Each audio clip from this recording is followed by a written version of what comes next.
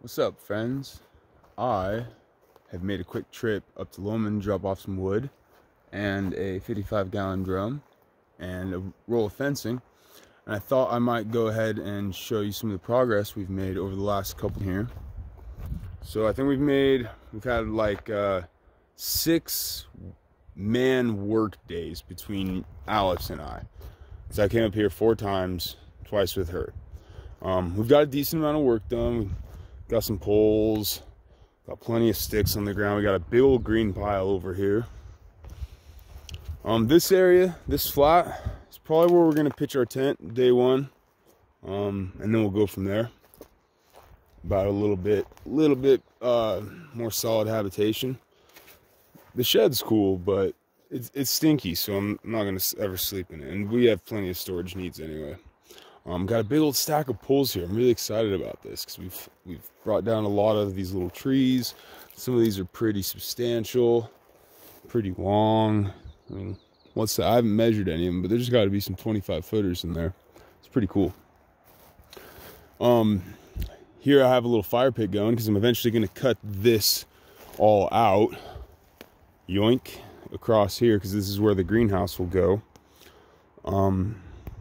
The fire pit needs dug a little bit deeper, but it's really important that I get that done soon because I need to burn all this duff, all this pine needle duff. This place is a tinderbox.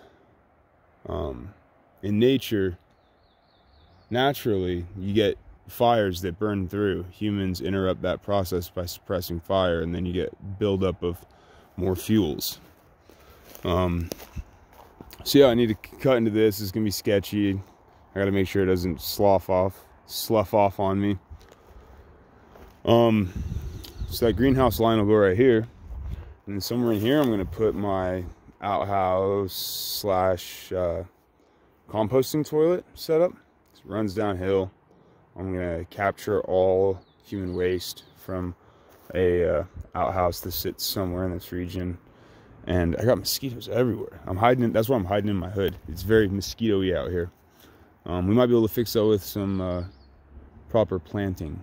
Might be able to help that a little bit. But for now, it's just bug spray and hiding in your hoodie. So yeah, I'm gonna dig a little trench, make a little outhouse, composting toilet, implement some worms. They probably won't make it through winter, so probably re-implement them every season.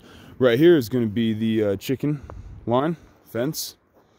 Right, it's gonna be we're gonna put, you know, everything's within another thing. Like the greenhouses within greenhouses. The chicken fencing is chicken fencing within dog fencing.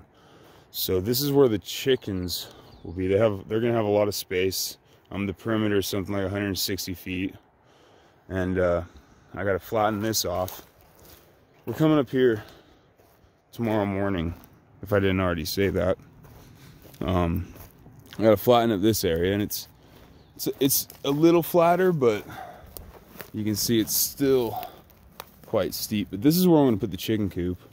And I got a lot of wood for the chicken coop, at least the siding and the roof. I just need some sticks. I don't want to use those poles. That'd be a little bit of a pain because I'd have to square off all the edges, and it's green wood, so I'll have to buy some lumber for that, and that's no fun this season. So I have to kind of reinforce and terrace this whole hillside with strategic paths, plants, rocks, wooden retaining structures, rock-based retaining structures. Just like this right here will be a path. So I'll kind of take a little bit of soil out and flatten that out. Take these stobs out, and but right here, I'll put, I'll go, this is a little tree, I might leave it, got a little line of trees. That's what I'm gonna do, is a little line of trees, like all this right here, this little section will be a little garden. So I'll make a path, and then I'll reinforce this with rock and wood and plants, so the chickens can't kick it apart completely. Because this, as far as the eye can see, this is yours, chickens, up until this tree. And then the fence will run across, go up, around. The dogs will be able to patrol the perimeter, even though They're about as likely to try to eat the chickens as anything. And then beyond that, it just goes and drops off. That'll be my native planting. I got a nice penstemon collection. I'm going to implement some goldenrod, some echinacea, which isn't native. There's no echinacea native to Idaho as far as I know. There are coneflower types, but I don't think there's any echinacea species. So yeah, I'll be standing in a greenhouse right here. It'll be pretty cool. Well, I've rambled on long enough.